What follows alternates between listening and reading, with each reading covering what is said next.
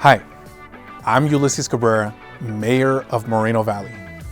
As a community, we have built so much this past year, and we are well on our way toward fulfilling our destiny as the premier city in the Inland Empire. I'm inviting you to our 2025 State of the City address on Thursday, August 21st. Join key Moreno Valley stakeholders, business owners, residents, and my fellow city council members for this exciting annual event. During this year's address, we'll honor outstanding community leaders, celebrate the progress that we have made, and share our vision for MoVal's bright future.